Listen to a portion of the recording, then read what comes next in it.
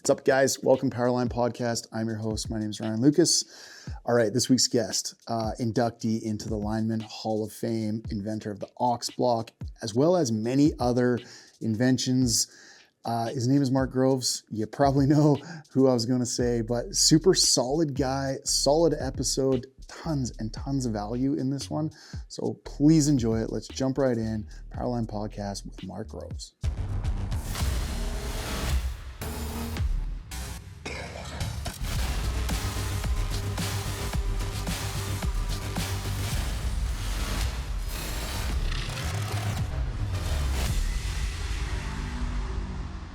Well, Mark, let's roll into this. I appreciate your time. It's really nice to come out to your facility and see what you got going on here.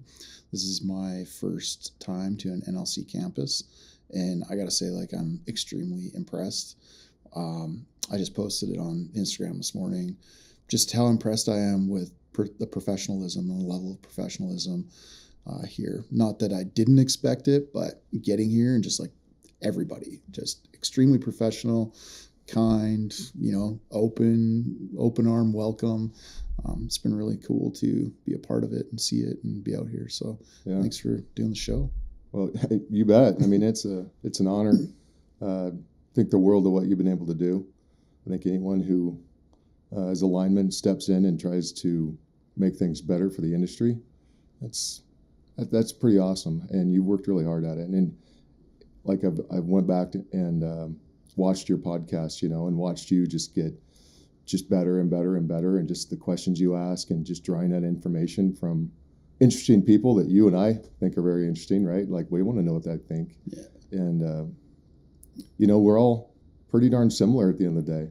There's a lot of, there are definitely variables, in what we do, but at the core, high, hard, and heavy at times, and you just push through, and that shows in your personal life too, typically. So it's fairly easy, I'm still just a little bit tired here, but what am I trying to get to? It's a craft. This has been, I've treated it like any other craft, and it's been really cool to be able to come in and try to perfect this realm that I've never knew existed, like podcasting or interviewing. Yeah. When I started it in the beginning, I didn't understand what it would entitle to actually try to bring things out of people and question and interview. And I didn't understand that it is a craft like anything else. And it's been a really unique progression to try to get to this point. I've said this a few times on podcasts. When I started podcasting, and actually then I got kind of serious about it, about interviewing, I started to look for books to read about interviewing. And I've recommended this book to a few people. And it's this really thin read by Larry King. And I was like, okay, well, who do I go to learn from? Larry King is a friggin' master. Yeah. And he's got this real thin book that's super boring to read, but if you just power through it and you take, it's just gem after gem after gem. It's super thin, but it's called How to Talk to Anyone, Anytime, Anywhere. Mm-hmm. And it's just for anybody to just learn how to have a conversation with somebody. And it talks about things like body language and all these things that you didn't think of. We're not are you moving your hands? Are you interactive? Are you leaning into things like this that I was like, wow, okay. And then how to pull on certain threads to, get information out of people, and how to ask them questions that aren't so yes or no. That actually you can try to pull a story out of them. Yeah. Because you get in these scenarios. I remember I had a few more of the guests back at the beginning, but they were really good on the phone. And then you get them on the podcast and they realize they're being recorded, and it's oh God, I'm clamming up. Yeah. And I'm like, oh, okay, crap. So I'd ask them a question where are you from? And he'd be East Coast. Okay. Explain a little bit about that East Coast that you're from. Is it a big coast? And then they're like, oh yeah, okay, no, that's right. And I don't know, but it's it's a technique, and it's been fun to learn. Yeah. And I got a long ways to go, but I'm enjoying it. It's something completely different. I like how I can kind of stay in the industry, but still learn something different. And that's what line work's kind of all about, is staying in the industry, but continually learning something different, right? Right. Yeah. Well, I think what I like about it is you're asking questions to people that often don't give you a lot of information unless you get to know them. Yeah. Right. Unless you're on the job, then the stories start to come out and camaraderie starts to happen. And but just to dive down to the core values that somebody has to be successful in the trade, we're equally yoked there, right? Like if someone's successful, what brought them there. They got discipline, self-discipline. They got drive. No one's going home until the job's done oftentimes, on outages and things like that. Yeah. And just the long jobs too, the long hours and just the day-to-day, even if, you're just getting up and putting in your 8 or 10 and coming home, you're doing that again and again. And in a, sometimes can be a dangerous environment for sure, right? We know that, but we're trained to deal with that. Yeah. And just what's the mental attitude to deal with that day in and day out? And there's some great stories there for sure. Talk about those core values a little bit. Core values? Oh, okay. Well, I'm going to say, we mentioned self-discipline, right? You have to have self-discipline. Like when I walked in here this morning, you're like, yeah, if you're not 15 minutes early, you're late. Showing up early, I just, here at NLC with our linemen, our instructors, they're in here early. Yeah. Sometimes they're in here early, way early, working with the students, which is always great because they care about the next generation that's coming up, and stay late as well. But I think caring about each other too. I mean, at the end of the day, you don't want to get too mushy, but at the end of the day, I know who you are. I know your family. We're working together. I have accountability for you to say, hey, what are you doing? I've had a few incidences where, a friend of mine, and I'm working with either hit me with his hard hat. What the heck? Yeah. Or likewise, I've done the same because just things happen sometimes on the job and you need to be cut in so that knowing when to focus, being able to turn that focus on, I think, and be really pinpointed in what you're doing because things can be very critical, of your energized environment, whatever that is, even just on the public roads, which is probably more dangerous. We don't have control of that, right? Yeah. We don't have control of the public, and there's been accidents with that. So just being very cognizant of that, and also the spirit of each other, being tuned in to what's happening. I think I learned from some great foremen. They'd start the tailboard off or the day off. It's like, hey, what's happening with everyone today? Everyone here? You know what I mean? Because we all got families, we all got issues. We're here because we got our families, right? Mm-hmm. We got a purpose to serve, and then I think equally is that turns into you love your job. There are definitely parts of it that are, eating the frog, as you could say. Yeah. I was doing concrete as a kid, and I was like, man, if I get into line work, this could be awesome. I'll never forget. I was in Seattle in this concrete hole and covered in diesel, from spraying the concrete panels and muck boots and mud, and this guy walks across the road in Seattle, and he looks at this pole, and I was like, who is this guy? What's he doing? He's kind of clean, and compared to me, and he climbs this pole, and I was like, oh, I want to do that job. What's that job entail? Had no idea really what it all entailed, even though I had a lineman in the family, a grandfather. And I was like, wow, to be just, you have to be intelligent. You do, and we can joke about that, but you do have to know what's going on, and you have to know some basic theories and fundamentals and work practices that keep us safe. Yeah. So, you're not going to last long if you don't. No. It's going to be very dangerous for you or for somebody else if you're not cut in that way too, right? Yeah. It's somewhat intelligent and it's almost like a common sense thing more than anything, really. Yeah. With line work is. And oftentimes it's learned so much by wisdom and experience, I'll never forget the first triple link that we opened up, and I saw a lineman open up, and it didn't go the way we wanted to, right? And I got to see the first, dragon's breath, and I was like, oh, whoa. Yeah, it's there. Yeah. Okay. Yeah. This is real. This is what we're dealing with as a groundman, I was like, okay. And it's everything else that happens through time, right? Yeah. And you just gain that wisdom. I remember going up in the bucket for the first time, like on a hot structure, and the lineman's like, okay, just like, like tickle that line a little bit and like listen for that noise. He's like, you can't, this is the difference. Is like, you can't see this right now. Like it's there. There's a lot there. There's, 14.4 phase to ground on that wire right now. And he's like, we need to respect that. We need to be aware of that. And he's like going through all of these things, trying to teach me.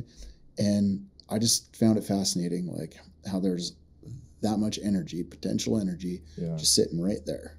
Yeah. And I can't see it. I can hear it a little bit. It's only 14.4, so like you can buzz it a little bit, but you can't hardly hear it. It's not making constant noise like a transmission line, like, and it's just sitting there.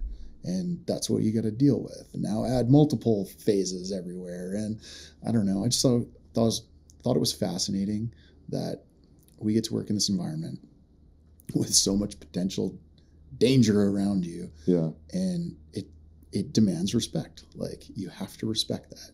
And it goes back to your intelligence thing. Like you got to be intelligent enough to like give that the due respect that it deserves. Yeah. Because if you don't, you're not going to be around for very long. Like you're right. And I'm going to just be 100% honest with this, as a young apprentice, young man, young lineman, due to ignorance, right? I mean, or just attitude sometimes. It's invisible and you don't understand it. Now I look at a line, you look at an old pole, you're going to climb it, you're going to do something. I think about it completely different. What's leaking, right? Like my grounds are installed. Are they installed correctly? Because it's Russian roulette if I don't have them installed correctly. And we've had lines come together, and when everything's grounded, a car pole in the middle of our wire pole, right? Like, who would have thought? But it's going to happen. It can happen. And so, just look at things completely different now. It's more of a survival mentality of like Plan A, Plan B, Plan C. Yeah. What are we going to do? From rigging as well. Things break loose. What's the exit, right? And I'm sure you've had to have exit strategies, or at least use exit strategies from underground blowing up, and your apprentice runs out into traffic because he's trying to get away from the explosion and, just crazy stuff. The one that comes to mind too is like in storm response and being from the Northwest, like I'm from British Columbia. So like the trees that you get falling on power lines, it's amazing how much number 2 ACSR can hold sometimes. Yeah, isn't it? Like trees that are 3 foot around and it's somehow sitting there and you're like, damn, like I'm in the middle of nowhere. I'm 2 hours from I can't call an arborist or somebody to come cut this off. It's like, I'm cutting this off or figuring out how to do this safely.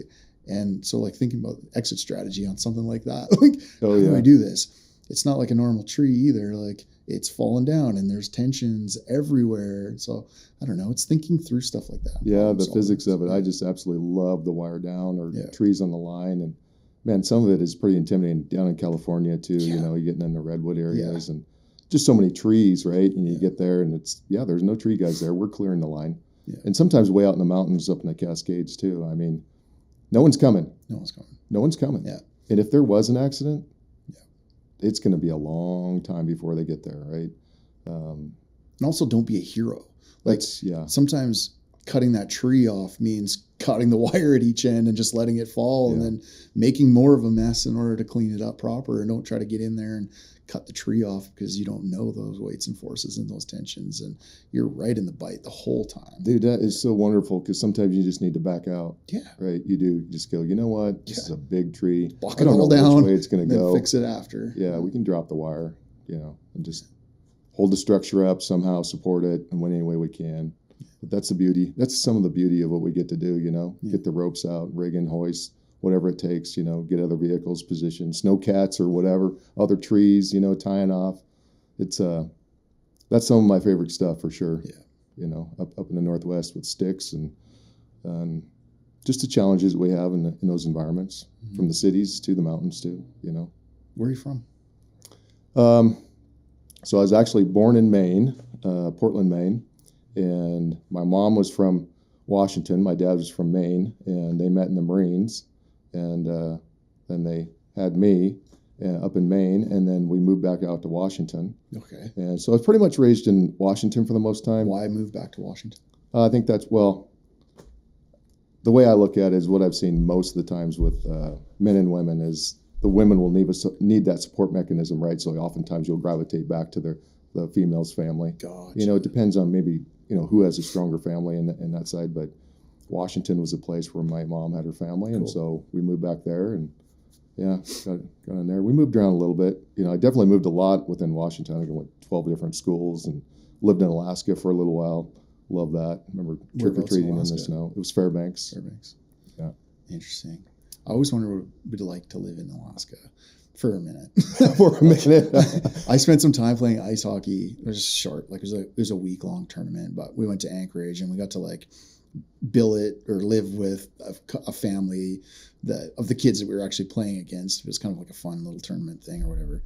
And so they take you out and show you around and show you the authentic, you know, like Alaskan winter experience because you're up there in the winter playing ice hockey. Yeah. And it was super cool. And it was neat to see them, like, they're passionate about Alaska. So it was like giving you lots of information about this and that. And I always thought it'd be kind of cool. But I think it'd be a great adventure. I got a couple friends that went up to Alaska and, you know, we worked together in Washington. Tony Bird went up to Sitka and at Petersburg, and he'd tell me these grand stories, you know, just the logistics of getting to this area or that area, tying in generation, you know, syncing the generation with the line, and just these crazy stories that they have to do sometimes on these smaller isolated grids, you know. And it's pretty darn cool. Yeah, I respect those guys a lot. And the BC, I got to say, BC is incredible. I love BC. Went to Whistler, you know, skied a lot up there when I was a kid and explored a little bit. Yeah. That's a vast, huge area. Dude. Yeah. Rugged. People don't understand. Like when I was in Florida here at the beginning of the week, I gave my driver's license to the lady at the front desk to enter stuff or whatever. She was looking at where I was from on the card, right? And it says British Columbia. And it says British Columbia and then CAN on the side, like Canada. She couldn't see that. So she's entering British Columbia in as a country. And she's like, I can't find British Columbia. And I was like, no, that's just like a state/province in Canada. Yeah. Oh, Canada. But like, people don't understand like how big it is. Yeah. I've had to drive from bottom to top and top to bottom a few times, and it's days. Like it's 3 days. Yeah. Like, and you're not driving like 8 hours a day. You're driving like as many as you can drive and then sleeping for like 5 or 6 hours and then driving again. And it's like 3 days to get to the top from the bottom. So I don't think people actually get it. Yeah. You think how big it is. And just got to pay some respects to the Canadian linemen. There's some tough guys. I mean, some of the best linemen I worked with were Canadian and just go-getters, you know, just after it all the time.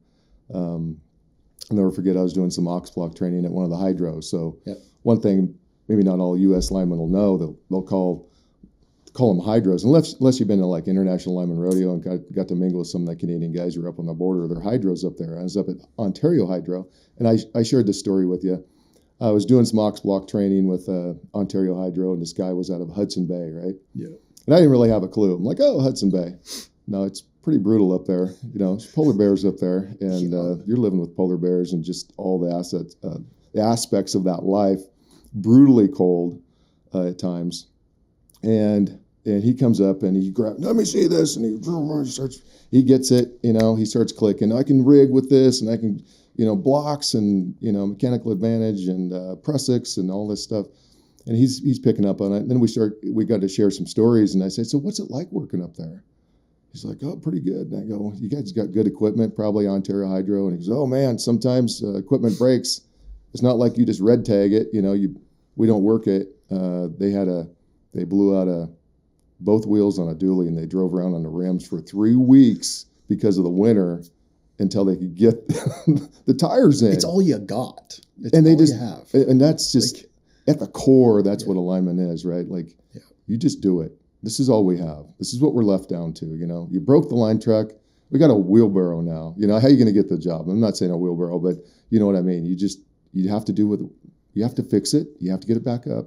And it's one chunk at a time, one step up that mountain at a time. And we reassess, pivot, do this or that. And it's probably one of the beauties about storm work and stuff like that kind of keep going back to. But that's, as we talk about values, that's somebody who has resilience, resourceful, right? We could do this. We could do this. Yeah, it's pretty darn cool. That's why we love to give mechanics a hard time. But if you had a mechanic on your crew as a groundman, or if you had we would look like in Canada, we would look to the forestry industry for hands, like to bring into line work. So forestry industry, like mining, any of like agriculture, ranch, rodeo type kid, that sort of stuff is who we try to like bring into the trade. Yeah. Because they usually had that ability to like put things back together. Yeah. Yeah. In a bind. Mm-hmm. And especially then, like you said, we're in the middle of nowhere and people don't realize how desolate it can be and how like far from town you can be. I talk about this sometimes too. It's like we had radio repeater systems. Like, so no 5 minutes outside of the city I grew up in, 5 minutes outside of the city, you lost cell service.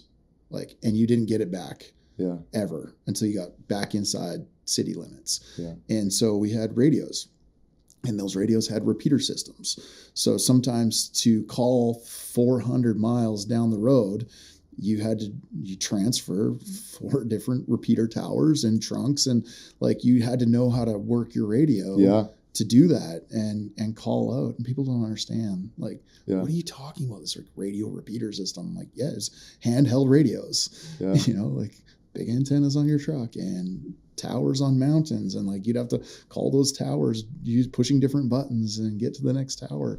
Like, I don't know. It blows their minds. But yeah, I remember a few different times my wife learned to talk on a radio with me. She'd pick up the phone and I'd be on a radio. Hey, you there? She'd learn to stop and wait for me to finish, and then she'd talk. I'm going to be gone. You probably picked up on that since I'm calling you on a radio. Click, over. Yeah. And she's, when are you going to be back?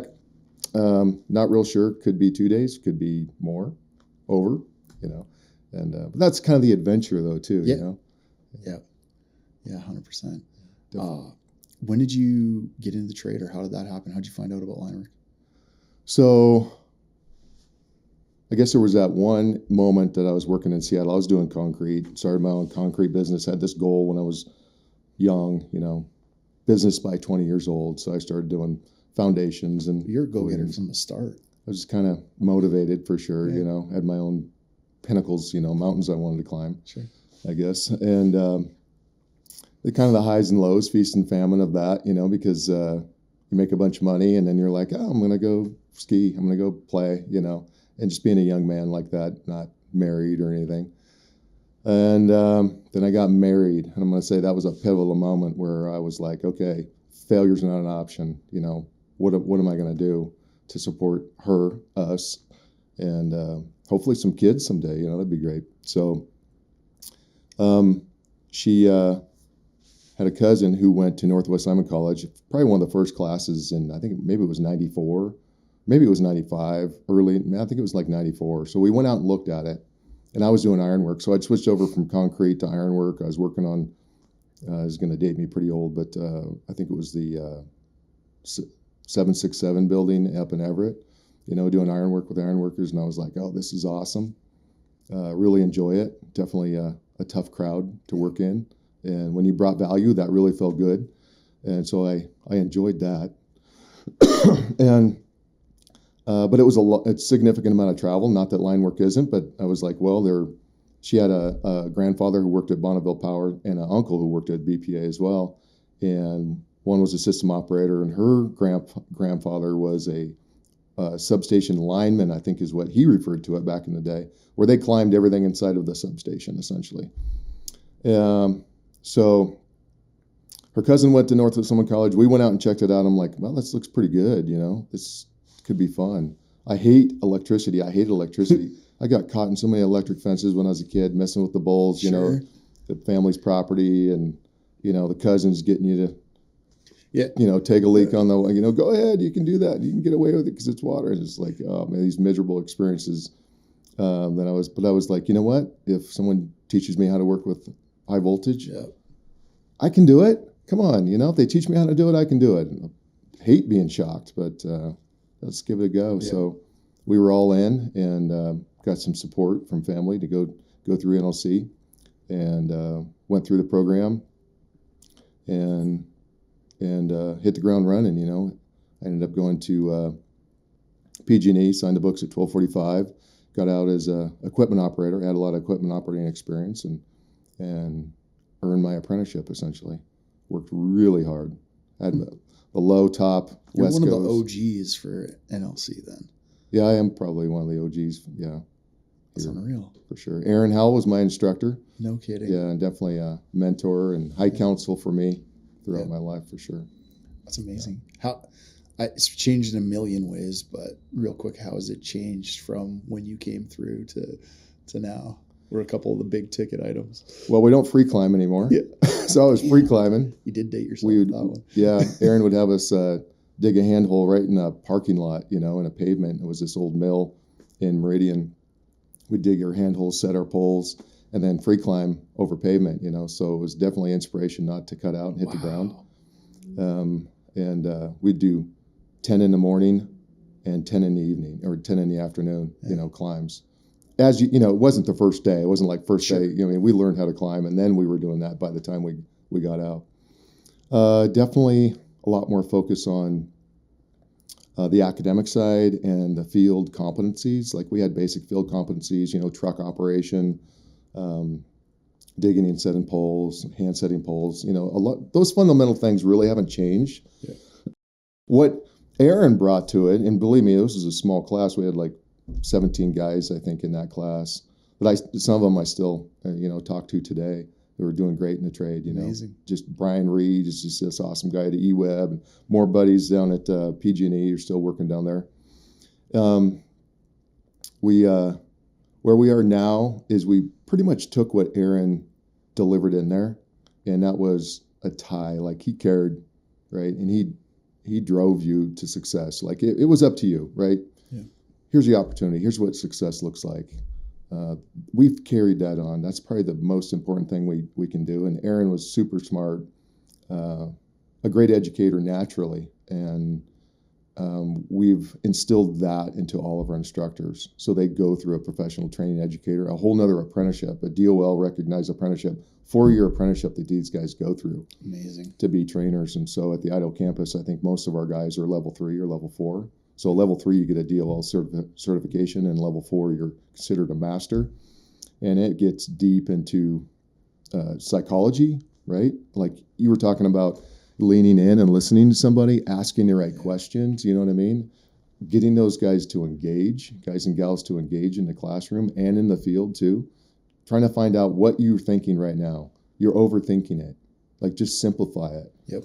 And just some of the wonderful things from psychology that have come out nowadays, that we take from the military.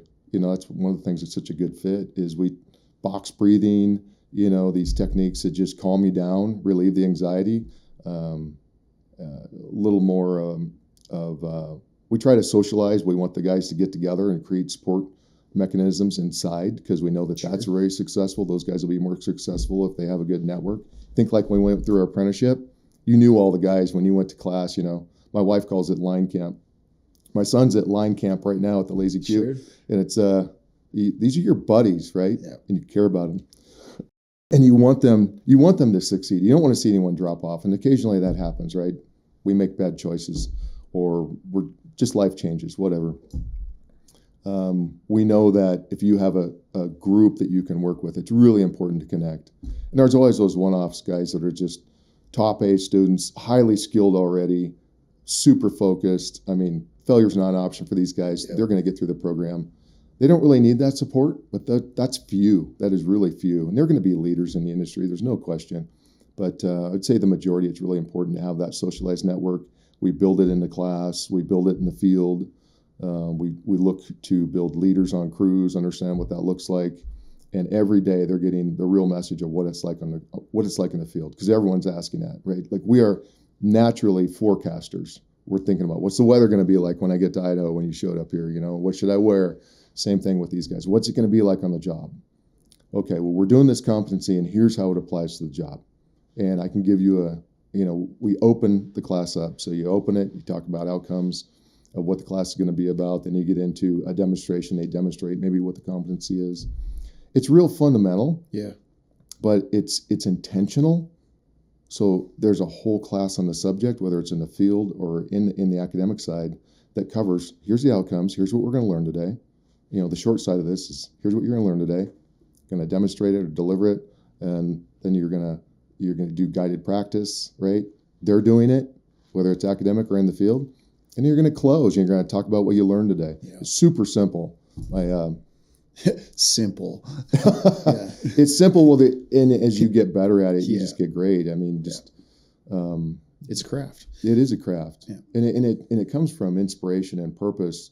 We talk about the Lazy Q instructors. We share instructors, and what the Lazy Q provides is you just got these super inspirational, passionate guys, hardcore guys that this is what it takes to be successful in the trade, and here's what I need to see you do. Yeah. Right, because they're going to want to see this. You got to provide, and you and I talked about this, you got to provide value every day. Yeah.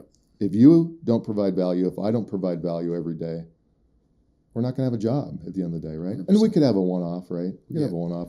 Oh, I messed up here, I messed up there. Yeah. That's wisdom. Just don't repeat it, right? Hopefully we can learn from our lessons. Yeah. Yeah, any crew environment, right? We can, I call it the 3-phase way. First time, we nearly got it. Perfect. Second time, okay, one last thing. Third time, perfect. Let's go. Yeah. We got this job, Yeah. I love how we're treating education now and looking at instructors. Gosh, there's so much more than just an instructor title. It's an educator, an adult educator, and that we're looking at teaching people how to become educators. They're linemen in the past life. They're still linemen, but it's nice teaching them these skills. Like you talk about psychology, it's not like they know about all this kind of stuff, how to properly educate an adult student, you know, and you jump into this world of instructing and it's oh my gosh, give me some tools to help me up here because it's difficult. From that instructing perspective, I spent 2 years as an instructor. The first few times I got up in the middle of in front of a class was some of the hardest stuff I ever had to do. I was talking to the fellas yesterday about it. It's one of the hardest things you'll do in life is get up in front of a classroom of students and try to deliver some value. Yeah. It's hard. It's hard to figure out. It's like that, standing up in front of people and public speaking. I don't know what it is about it, but it's one of those things. I've heard people say they'd rather face death than face an audience, right? Than stand up in front of an audience and try to deliver something. Yeah. This is difficult to do. And so I like how we're addressing that by trying to prepare them for that. And, and it's a built skill. I mean, like we said, there's probably going to be some one-offs that can step into it and be really good. Yeah. But I remember when I first became an instructor at NLC, so I was an instructor at our utility and had my own way of doing things, right? Bring in some experts, get my old foreman who had super smart at wire pull. Hey, can you be out here for the wire pull segment? Yeah, I'd love to. How about backhoes? Can you come out for equipment operation, whatever it is? So draw from those resources. And that's what we do inside. So they all come, we got a bunch of instructors come from varied background and they build upon each other's skills. Just like if you and I were going to go up and love that. Untie something with sticks, you might want to use a butterfly. And I'm well, you use a nose picker. At Snohomish County PUD, we'd use a nose picker to get it off, and this is how we'd do it. We just learn from each other, and that's really important as you're a trainer because you're not going to be great right out of the gate because it's all about focusing that value, right? So that's where we start off with the outcomes, the fundamentals of what the class is about because we can derail on a story that's fascinating, provides no value to the student at the end of the day. 45 minutes later, you're... Yeah, and it's a great, funny story. Did it help? That was their time. That they had designated to learn something, and you get to focus and drive that in, whether they're an apprentice or even journeyman. We train journeymen too, or entry-level line workers. What the time you have is very sacred, so make sure you're bringing value, and that's a discipline for sure. That editing what you should say, and just like when you go to a podcast like that, you have your questions you want to ask. I want to pinpoint here. You got a little freedom, I'm sure, right? But you have to rein it back in. And here's the topics I want to cover. It's the same thing with these guys, and they get really good at it, and they learn from each other, and that comes from evaluating each other too, and then listening to our customer. At the end of the day, we got to listen to the employers. Always listen to our employers what they want, and then listen to the customer who's getting it too. Yeah. And criticism. How much you really got to ask the right questions when it comes to that. To get constructive criticism. Yeah. And we crave that. I just love constructive criticism. How can we do better? See, that's not everybody either. Like, everybody doesn't take constructive criticism well. They take it as, I don't know, maybe it's ego gets in the way or something like that, but they don't want to take it and receive criticism. And it's important to. It's important, and it's hard sometimes to do that. I'm going to speak personally for me as a lineman, because you have a way, right? Sure. Like, you've developed a way. As an apprentice, you're going to, we called it Burger King. I'm going to do it your way. I'm going to do it his way. I'm going to do it everyone's way. And then when I'm a journeyman, I'm going to do it my way, right? And then you build something that works for you. Yep. It keeps you alive, keeps your pole buddy alive. And so you stick with it. And if there's a better way, you're just a little hesitant. Like, what? Sure. What? But there's also the aspect that in a good crew setting, we're going to do this job. It's a shoe fly, whatever, move wire around. You're going to have an idea. I'm going to have an idea. And hopefully we're going to vote on what's the best idea. And when you do, the most important thing that I certainly learned as a lineman is, if it's your idea, I'm going to make it successful. I'm not going to freaking sabotage your plan, because we've all seen that, right? I love that. Yeah. Yeah. It's important. It's really important that you just buy in and you make them successful, because it's going to be your turn one day. Yeah. And you're going to get the same treatment that you gave them. So talked about that with the fellows yesterday too, like being more of a chameleon, as long as it's something that's not gonna risk life and limb that you're being asked to do, but be willing to like take another person's way and kind of like adapt to it and go with it and see how it works and build your style into it as well. But like being more chameleon versus, nope, this is my freaking way and this is the way I'm going to do it. I don't care about what you think, and I don't care about your way and your opinion. This is the way we're going to do it. Yeah. And like, I've never been a fan of that. I've always tried to be that person that's like, all right, I see what you're getting at. Let's try it. I got a bit of a different way to do it, but as long as you're cool with me kind of like doing it a little different or whatever, I don't know. It goes back to like communication and leadership and like whether you've built trust with that person and like all of those things, right? All those things are important to do. If you're doing those at the start, then you're going to have a lot better chance of, working your ideas into things with that person versus just jumping right out the gate and saying, no, screw you. This is the way I'm doing it. Yeah. I don't know. Yeah, I could probably think of 1,000 ideas or stories about that, but it is buying into that. You always think about, I'm empathetic to the new guy on the crew, the new lineman that shows up. Yeah. And he's kind of listening, watching, and learning, hopefully open, and building that trust and respect that has to happen from the moment they show up, right? Going to give you some respect immediately, but then I'm going to earn my respect because I'm going to bring value to the crew, right? That's always you show up to the new crew, and I love that with apprentices too. They get moved to a new crew, and it's like, yeah, your reputation stopped there. We all talk. We know what's happening. You already got a reputation. In the moment, I don't care if you're a groundman or apprentice, their reputation. You have expectations, right, of how they're going to perform that day. But they have to change their behavior. And yeah, they do have to do it their way. Do it their way. Yeah. Learn. Be open to that. And you can always say, you're going to have incredible foremen that leave a mark on you that you're like, one day I want to be like that when I'm a foreman. And other foremen are like, I don't think I want to do that. They were a bit of a bulldozer and just forced it. But sometimes at the end of the day, you don't appreciate that they actually got the job done. Yeah. There's that aspect of it too. I just need you to do this, and this is how we're going to do it because the job needs to finish today. Yeah. Yeah, there could be a more creative way, a fun way, but let's just get it done. So I don't think a lot of it's what I love about this conversation, and we need more of this because I don't think a lot of linemen realize how much goes into these line schools. And it's not just this one. We talked about, Lazy Q and other Quanta Line School, but not even those ones. There's all kinds of line schools around that are doing really great things, and they're trying to do the best they can do to prep these people coming into the industry for the industry and what to expect in the industry. And they don't realize that you're doing stuff like putting instructors through extra training on how to teach now and how to be adult educators and all of these sorts of things. They don't realize. They just like, I see a lot of it. It's very like, I've talked about this over the last couple of days as well, very polarizing online. You know, the people that support line schools and then the guys that don't support line schools. And I always love to jump in to the ones that don't support line schools and go, well, why do you think the way you think? Mm-hmm. Like, are you just like one of those hard-headed old school linemen that think the only way to get into the trade and the only way to do it is just to go to the hall, sign up, and get on a ground crew and start that way?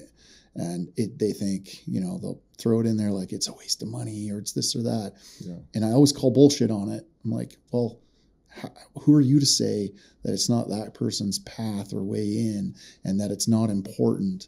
And I just don't think they realize how much goes into these programs and how much effort goes into like building these programs and supporting the instructor staff and all the things that go in or the economy around it. They don't understand that. They don't get it. Yeah. Well, I guess I'll give you a quick story.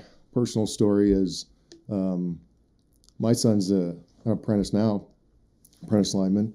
And he was like, okay, you got college, you're going to graduate, you got college, you know, what do you want to do? He's like, oh, I want to go to line school. Or what should I do, Dad? And I'm saying, well, yeah, 100%. If you want to be a lineman, you're going to line school. And I don't get a discount. Like, yeah. He's been climbing since he was 9. Yeah. He's been doing hard things since he was a little kid, you know.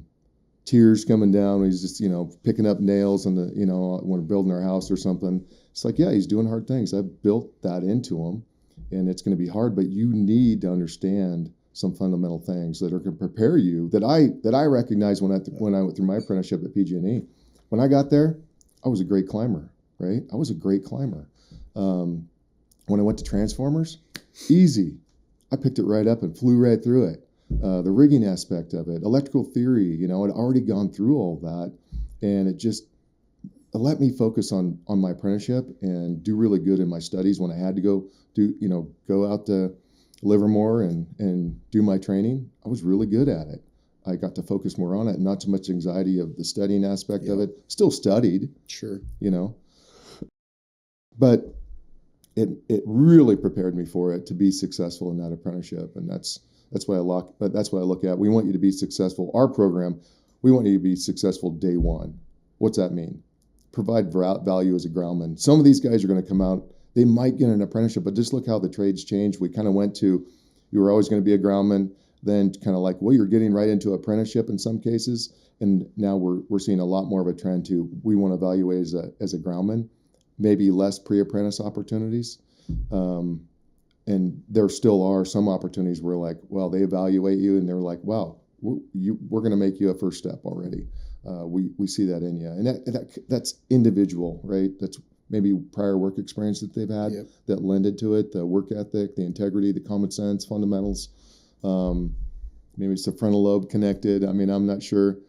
But we want you to be a value on the crew day one. That's our focus. Day one. We talk about it all the time. What's your dream? Be an apprentice lineman, be a lineman, and move on in your career. Great. Here's the stepping stones. You got to be a great groundman. Bring value every day. And here's all these other assets you walk away with. So when you get in your apprenticeship, you're going to be successful. Because we know there's attrition in the apprenticeship, right? Sadly, they finally get that opportunity. Yep. And it's either a bad life choice or they didn't study or they didn't prepare something, or maybe it just wasn't a fit, and they fall off that. So when that opportunity does come, when you've earned that opportunity for that apprenticeship, damn it, I want you to be prepared for it, right? Yep. And that's what we build into our program. That's why there's got to be the transformers, the rigging side of it, you know, hanging cross arms and some of the fun side things that we do. It's a good idea of, hey, this is what happens in the trade, and you should know how to do the basic functions of it. But remember, the most important of all this, if we do a competency where you're hanging a cross arm, what's the number one thing and I'm not trying to trick you, what's the number one thing that's going to make you successful? You can't reach the ground.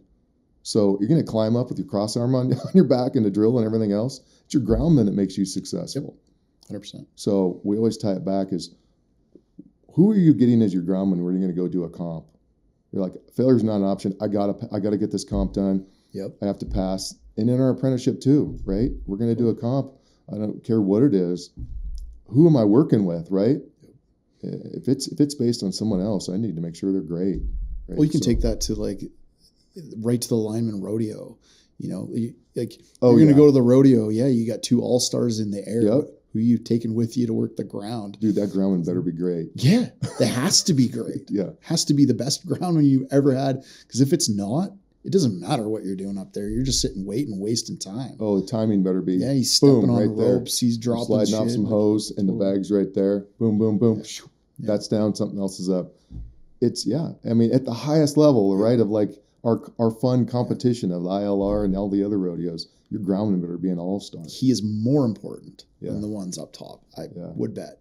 Yeah. You know, making sure everything's set up. And that's like, guys don't realize that as well is they like to judge what their experience is off the guy beside them. Oh, Jimmy's up in the air before, you know, he's getting to work hot work before I'm working hot work. Or, you know, Joe's got, you know, 100 hours in 3-phase live line already, and I haven't even been up in the bucket, like pouting, like, are you good on the ground yet?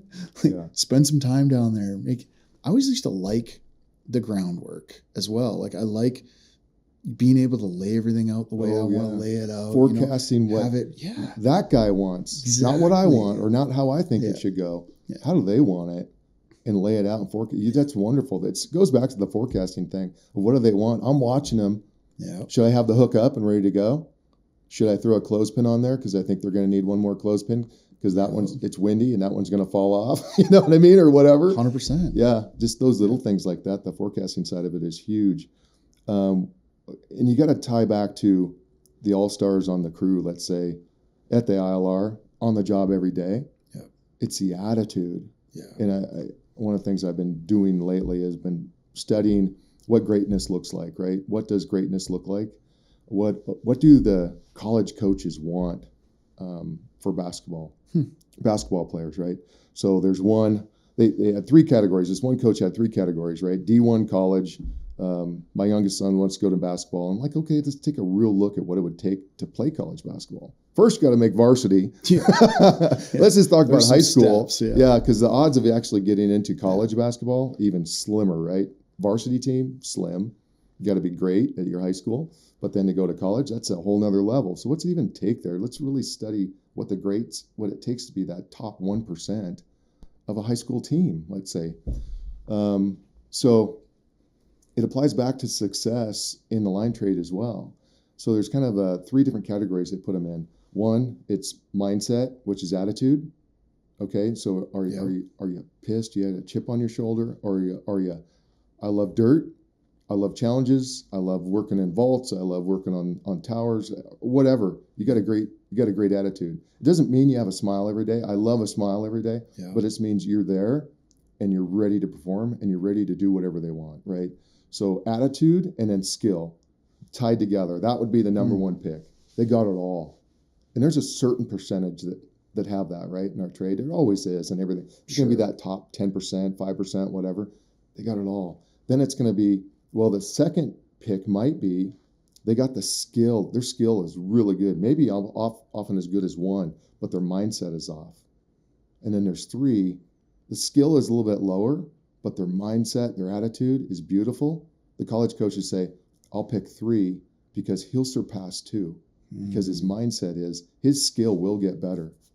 His skill will get better because growth mindset versus he doesn't have the chip or too much swagger. Like I need to be on the pole, and we've all been around that. You just said it. You need to earn your way up there. Get good at that because we're a groundman for the rest of our lives. Yeah. All of a sudden you're foreman. You better be a good groundman too at times. Hopefully you have a real groundman or another apprentice or something, or maybe another lineman. It's the base. It's the foundation for it all. Yeah. And I can wholeheartedly say I fell into that category of feeling like I wasn't getting enough air experience or experience up top, because it's fun. You get to go in the bucket, you get to do all this. But like if you spend the time and perfect the ground, that's your base, that's your foundation for all of it. Yeah. Like, because that stuff's easy if you get this part figured out. It really is. Well, easier. Relatively easy. I always like to tell this. These guys get ready to graduate. I told my son this too, who's in the trade. I go, one day you're going to be up on the pole. They're going to ask you to go up. You're going to get the invitation. All right, tool up, kid. Yeah. I mean, there's old lineman used to, oh, tool up, kid. You're going in. I'm like, yeah. Grab my tools and I get up there and just sweat pouring down. And all I'm doing is swinging a phone service out of the way, you know.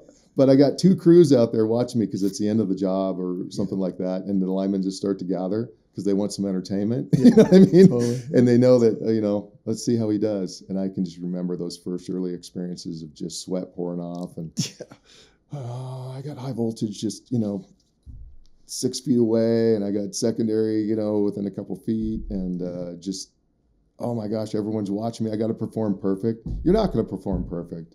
You might. It might be a one-off, but you haven't been up there enough to do that with all the guys yelling at you and having fun. And that's frustrating. And I can say that the learning side of that, the long-term learning side of it is, that is kind of a rite of passage to a certain extent. And if you are messing up, maybe you kind of lose your attitude and pop off or something. You need to be humble. Yeah. You need to go down there and say, apologize for popping off, because you're earning your way. You're earning your way up. And then you say, could you please tell me how I should have done it? What could I have done differently? Because that was always the thing, is let them go up there and get 2 blocked, right? And that was kind of the way that we were trained in the field is, go up and let them get 2 blocked, and you'll gain the wisdom not to do that again. It might take an hour, and you're just like, dude, you're just sagging a service wire, right? But they literally got 2 blocked. But if we can get better as linemen to help those guys along, like I think the one thing with our instructors at Lazy Q, we want these guys to be better than us. And I certainly saw that with Aaron Howell. He wanted us to be better than him. Yeah. And so if you walk away with that, and we want the next generation to be better than us, then help them along with that. Here's a few tips you should do before you go up there. Think about how much sag you got. Yeah. Maybe use a hand line to suck it up first, then catch it off with your blocks if it's too heavy, it's quad or whatever. Just think about that stuff a little more before you get yourself 2 blocked and work your way through it. And that's the thing I love about the school as well, and line schools. It's like, it's all about putting in the reps, right? Yeah. So if you can come to a controlled environment with people that are willing and able and capable of coaching you through some of these things in the beginning, and it's a controlled environment, and you're set up and it's acceptable to like fail and then talk about it and work through it and coach through it. Why can't that be a good thing? Or why isn't that a good thing? And why isn't it accepted as a really good thing for people to do, is to come to a place like this and go, okay, I'm here to learn.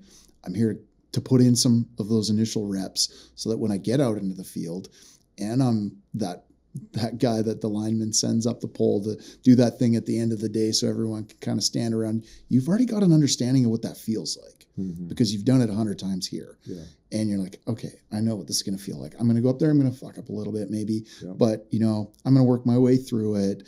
And I already kind of know what that feels like. And I've built up that resilience, and I've got a little bit of confidence now, not arrogance, but confidence in what I'm doing. And that's important for people too. And they probably worked through that emotion while they're here as well, had the arrogance beat out of them, and you're just realizing that you're building some confidence in what you're doing, and you walk out into the field now, go, okay, I know what this is like. I know kind of what to expect here. I've been in this situation a few dozen times already, so maybe it's not going to be so difficult. I don't know.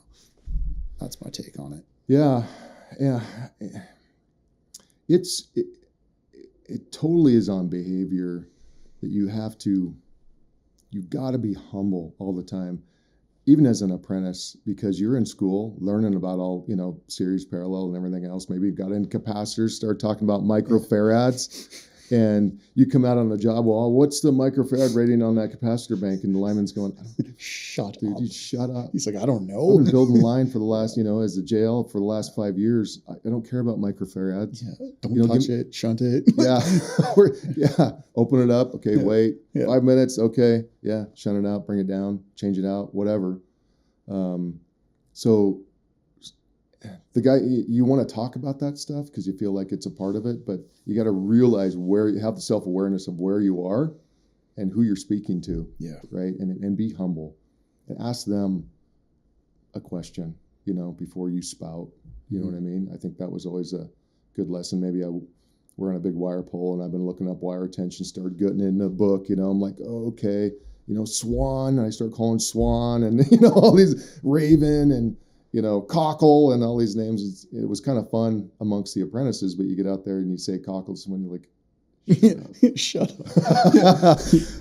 So be humble. I was looking in this and there's a name for this. Like even on the reel, it said mollusk or, cockle or, something else on there, snail on underground.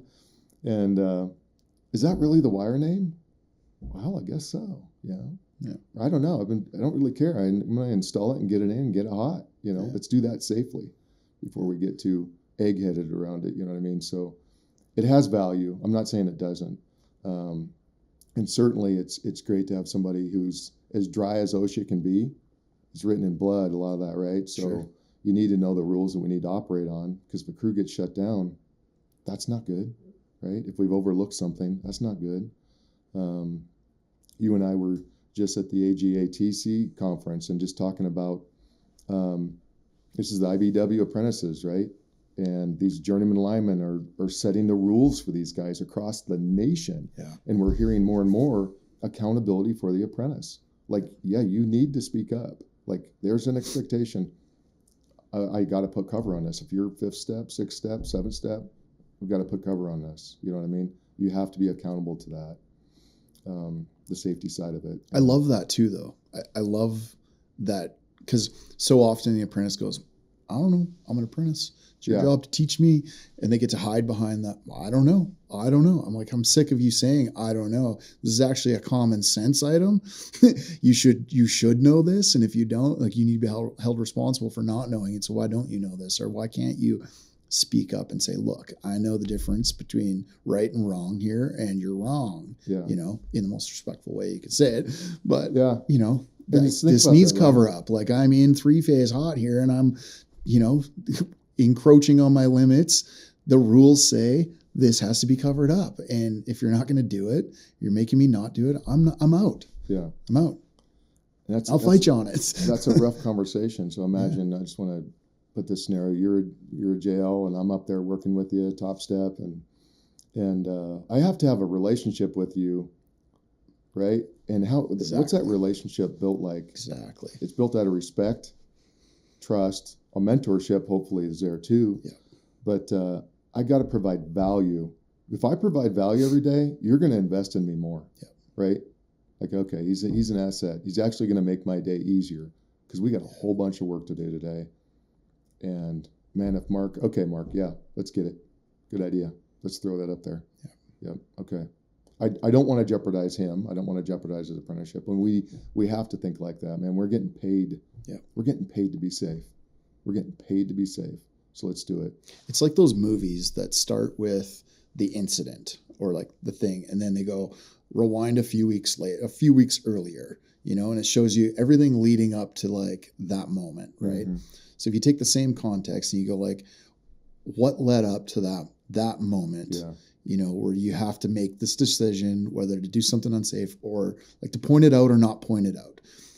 Well, like you said, like what's your relationship like with that person? Did you do everything from the beginning to go and build a relationship, properly communicate with this person, work hard, head down, like do all the right things, provide value. Yeah. If you did all of those things and now you're in that position, you've earned that ability to go, or that thing to go, you know what, this isn't right. I think we should do this. And it's going to be taken a completely different way versus if you did everything wrong and you were an ass and you didn't work hard and that lineman he was stuck with you in the bucket and you go, you know what, we should be putting cover on this. He's going to say, shut up. Yeah. Just do your job. Like, do what I'm telling you to do. You haven't earned the right to say. So like it's all those soft skills too. Mm-hmm. Those soft skills are so important to learn and apply to get to that point, because you're going to be in that situation. Yeah. And I think you're getting down to exactly what we're talking about, the building that relationship so you can get to the why. Because maybe you didn't actually need cover over there. Yeah. We're coming in on this side. We only need cover over here. I don't need to cover that over there. It's outside our extended reach. Sure. It's all of that.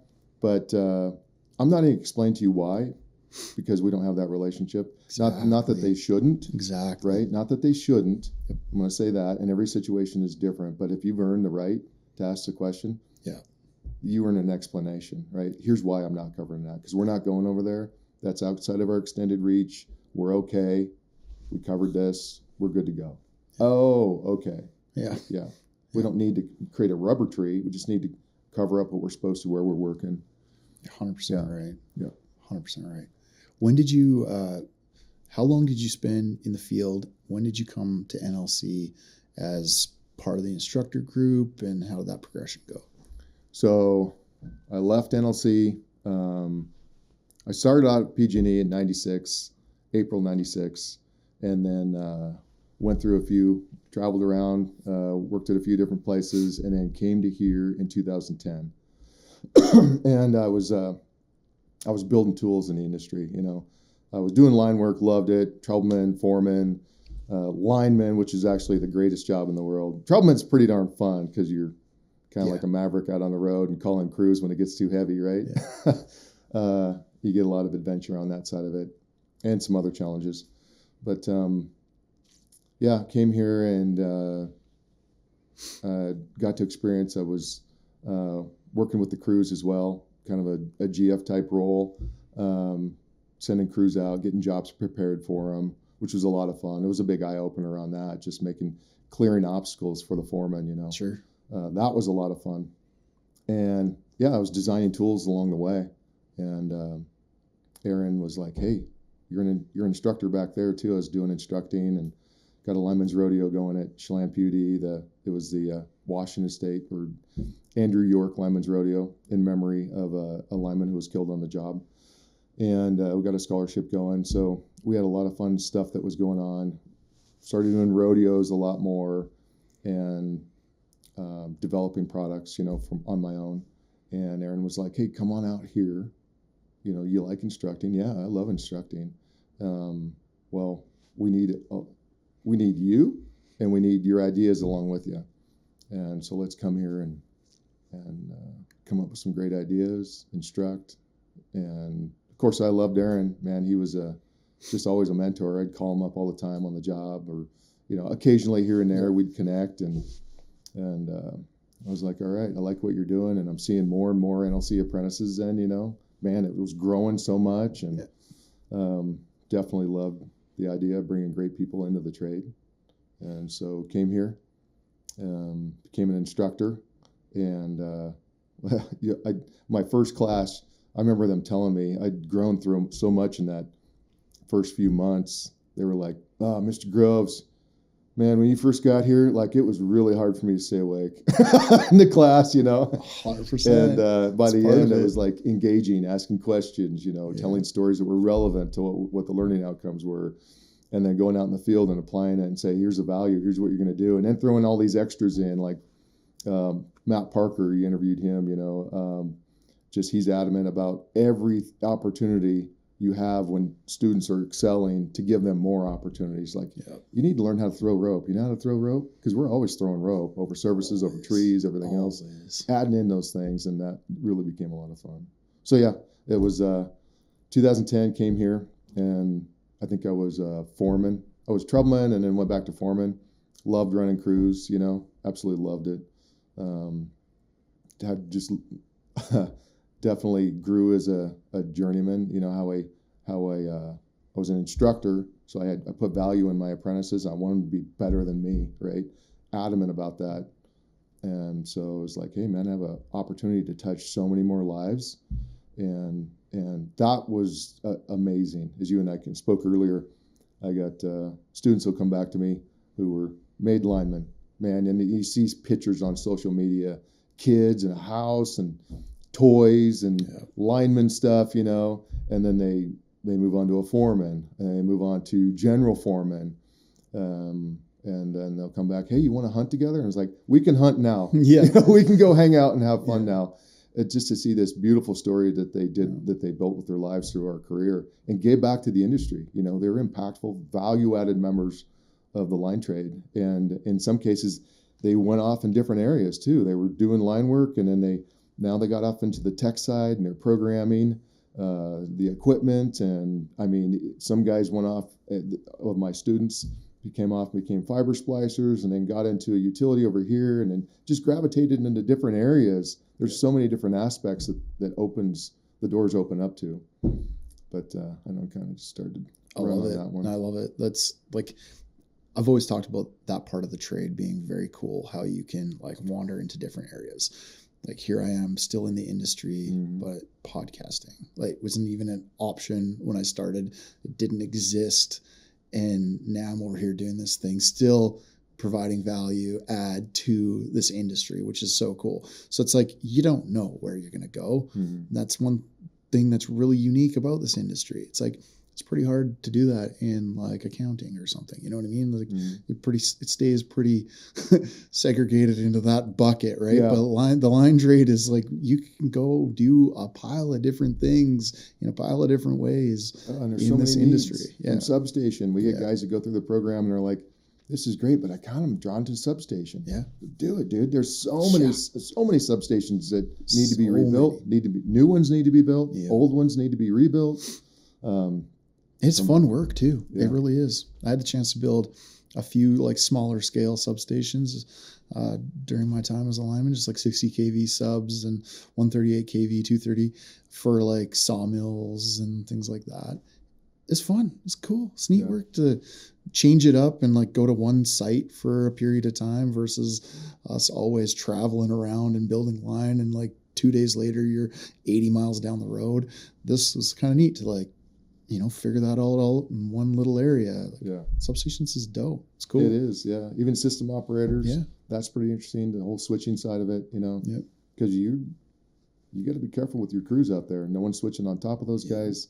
I mean, I think I had some really good relationships with the DOs or the system operators, you know. Hey, how you doing out there? I just saw a line trip over here. You guys okay?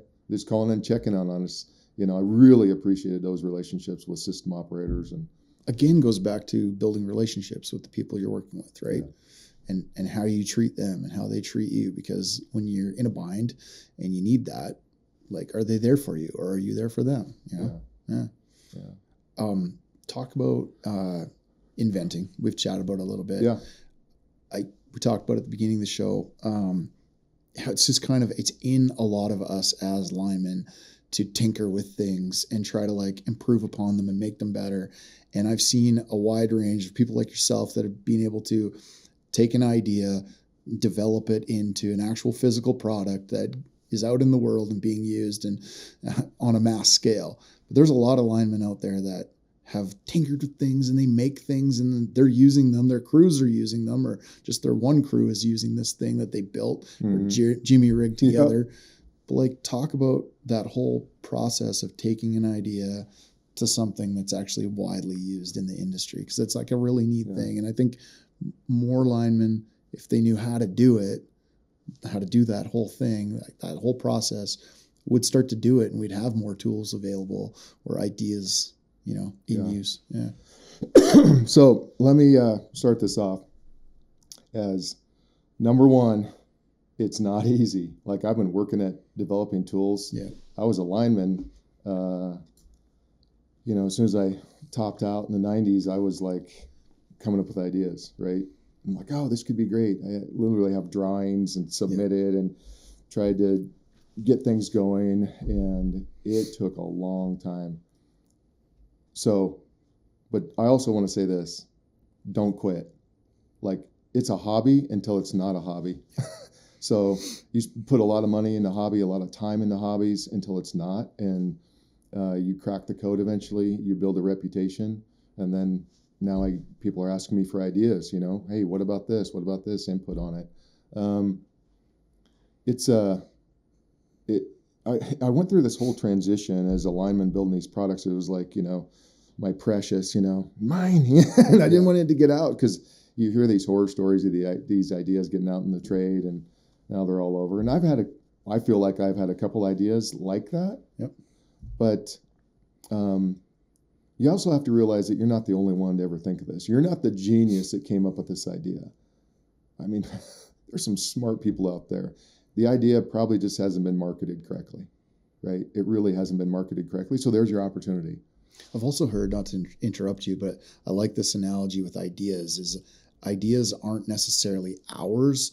They're floated out to whatever, woo-woo, the universe, right? And these ideas are floating around, and it's your brain, it's your mind, it's you in that moment of time that receives this idea. Yeah. And then you get the opportunity to act upon it or not. If you don't, then it departs and tries to find somebody else to act upon that. And I always like that idea of like creativity and ideas and making things. Mm-hmm. I always liked that because you're, like you said, it's not just your idea. You're not the first one to think of these things. Right. Chances are somebody else had that, let it go, and now it's yours to act upon it or not. I always like that. You're right. You can get a little woo-woo if you want. Yeah. I do believe that if you have to be focused on the solution, and that it's so vague because, there's so many, I'm just trying to be broad because there's so many great ideas that are out there. And I'm telling you, the linemen that have those ideas, there are some great ones. Don't mistake it in me saying it's a hard row to hoe. It is. But, if you believe in your idea, you have to understand a few things. You have to understand who you're serving, the market you're serving, and where are you in that market? Is it the Ferrari? Because there's only a few buyers of Ferraris, right? And you better have a big profit margin on that in order to recoup your gains, right? So the more you can get to the bottom of the pyramid, meaning more people, like in our industry, now that's better, right? That's the market that it's probably actually going to get out there, unless it really is something just beautiful and I just want it, right? I just want that. I'm only going to use it a couple times. You really need to think about the marketing aspect and who you're serving. You and I'm sure you've created some tools, some sort of fix it to get it done, right? And you're like, well, everyone should have that. Oh, yeah, but how much are they really going to use it? Is utility or the contractor going to buy that, right? Or is the lineman going to buy it personally because it has that much value? So you need to think about how much value it applies to the industry. What does that value bring? Does it save time? Is it a safety item? It saves lives, saves time, saves lives, provides significant value in one way or the other. It's just a better way, right? It's easier, ergonomics, whatever it is. That's what you need to kind of really understand. This worked really good right here. I've done a few of those. Other guys on the crews have done that too. But what is the real value? And you need to have a goal of where you want to hit on that pyramid, right? If you can get to that market that provides a real goal, to me, that's a giving back to the industry that feels really good. I mean, it feels on. If there's someone going to use a tool that I came up with, man, that's just feels good. You provided value, right? And how cool is that? So you come up with that solution on the crew, and you keep working on it. You keep working on it. You keep working on it. There's definitely a process you need to go through. You need to keep it. If you're going to talk to an attorney, they're going to say, you don't show anyone anything, but you got to test it on there. And there's certain limitations of what you can test on a job site, right? Just because safety reasons. So you really need to, I always say, in this industry, a handshake is the most important thing. If you won't trust somebody with a handshake, don't do business with them. And that's a really limited crowd to some extent because you don't know everyone. You don't know the guys at Buckingham, the guys at Milwaukee. You don't know those guys until you do, right? And then you realize that a handshake really can work in those situations. You don't necessarily have to have all the non-disclosure agreement and all these other things. Realize that this is the next most important thing. It's not your best idea. it's a good idea. And if this is your hobby and if this is your goal, it's not your best. There's more to come, right? And that's tapping into all the ideas, right? Yep. But what do you need to, you got to seriously focus on those. I used to have so many ideas come to me, and I pretty much came down to, I have 1,000 ideas, literally wake up in the middle of the night, start writing ideas down. I'm like, I'm not sure if that's good or not. Maybe I'm just really sleepy. Look at it in the morning, and you're like, what was that? That was dumb. You know, you get down to about 100 ideas, and maybe one, or maybe even one of a cumulative 100 ideas that make 1,000 hits that market, right? Interesting. That provides value, saves lives or saves time significantly better, and then you got to be able to actually make it, right? In a way that's scalable, you know what I mean? So you got to refine it, and you got to test it, and you got to come up with some sort of marketing plan. Maybe the company, maybe you tie into a Buckingham or Milwaukee or anyone else, and you know, and then you're like, okay, yeah, this is a great idea, and they help you along with that process. Then that's a great way to do it. That's the easy way, right? But you got to build those relationships. You have to, first of all, you got to build the plan that says this provides value. And then you need to have somebody, trusted lineman in the field that you trust. Would you evaluate this for me and tell me if this really is a good idea? Where are the flaws? I remember I showed this apprentice the ox block in the early version of it, right? I don't understand how this works. And I go, let me wipe the dumb off of it. You provide no value to me whatsoever. And he was a good friend of mine. Yeah. And he's a great lineman now. But he just didn't have the wisdom and the knowledge base to give me the criticism that I needed, right? And so you got to search those people out, and those guys are precious. You know, you find somebody who knows the subject and gives you constructive criticism, and not just, you know, hurrah, yeah, you're gonna make millions. You know, and you can trust with the idea, and trust them. Yeah, totally. Yeah, you trust them. So interesting. It's a definitely a challenge, but it's fun. Like I love it. I love getting on idea, you know, working on ideas, but you need to create a time and space around it where I call it putting something in the oven and letting it bake for a while. Like any good idea, any plan that you want to be successful at. Go back to the old adage of building the fundamentals and whatever it is.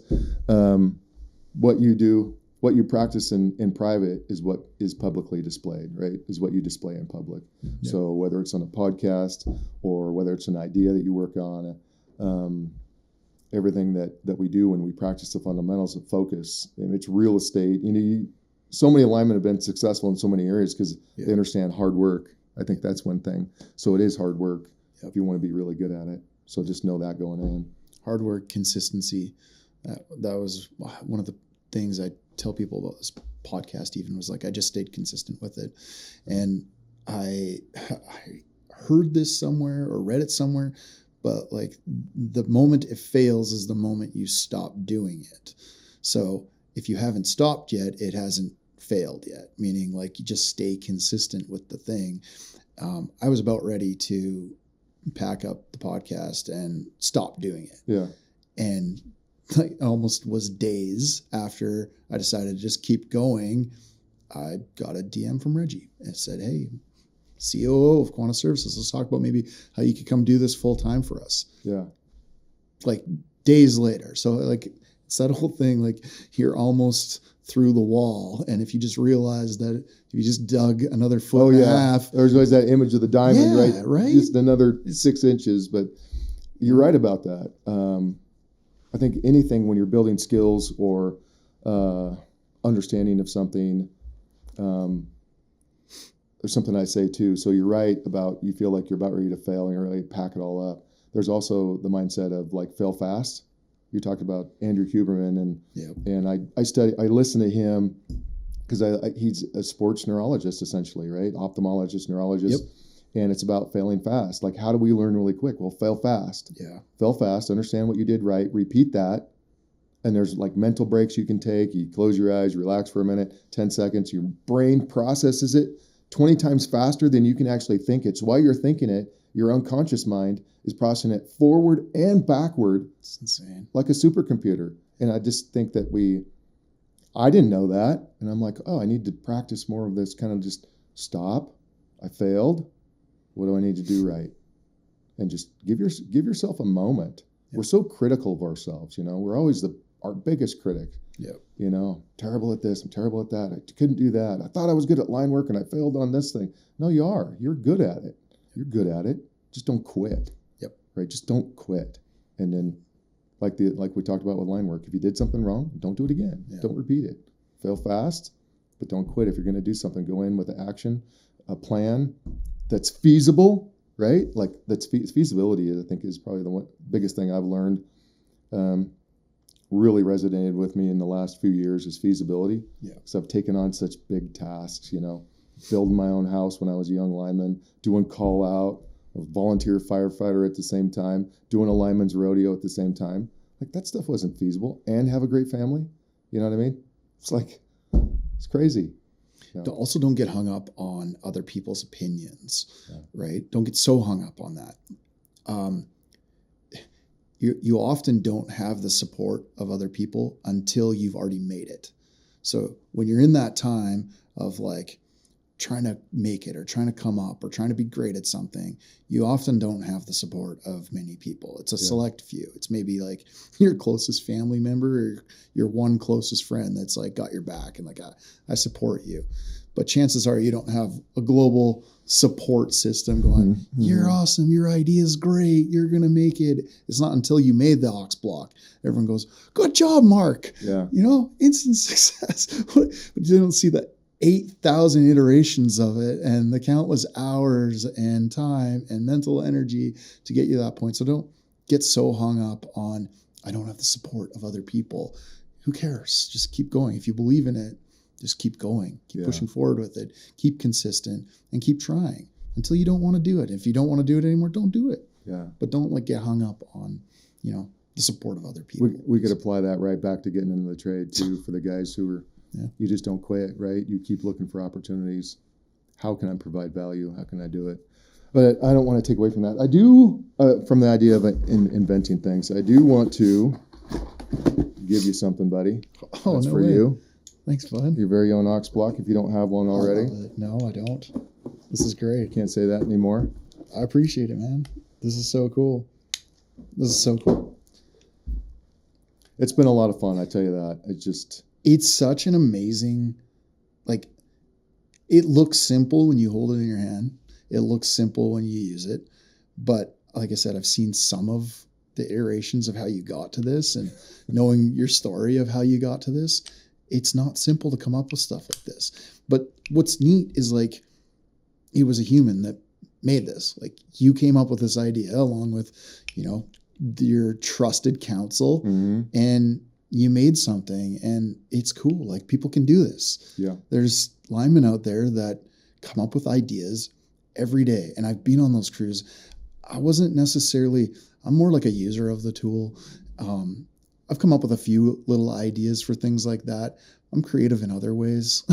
I'm creative with photo and video and podcast, things like that. But I've worked with guys that some of them work for Quanta still, some of them Energized Services. Ben Harvey was one of those guys I worked with. He works for Quanta Energized Services. He's an amazing thinker and comes up with these different ideas for tweaking a tool just to make it work better as you're using it, right? Or thinking about it. I was working on 500 kV insulator changes, and we're using hot methods, right? Sticks and yokes on the top and yokes on the bottom. And on the top side, we had this yoke that you had to fit the bolts through and then fit them in the hole. And he's like, how can I make this better? So he took it back after work one day and he cut this little notch in it and he made it so you could just flink it in there and do it. Dude, this is so cool. Everybody needs to know. He's like, yeah, that's what I do. And now he's got that opportunity with Quanta and the industry, the company he's working for, to come up with ideas. And he's got a 3D printer and he comes up with these ideas and 3D prints them and trials them and tests them. And all I want to say is you're able to do this. And I like to encourage those linemen out there that do have ideas, that your idea is not stupid. Don't worry about the person that you're working with right now that says it's a dumb idea and it's not going to work, don't listen to them, because they don't know any different. Keep developing it. Keep working on it.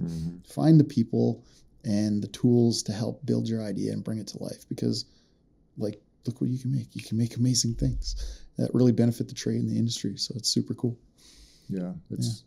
It's been a real honor too, just to be a part of it, you know. Yeah. It's cool. It's so cool. Get to talk to linemen that use it and that are using it all the time. And man, it providing value. It's like, man, that was so cool. I got to do that thing, you know, in that aspect of it. Yeah.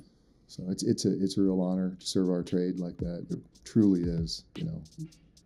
It's a cool place to end. I appreciate your time.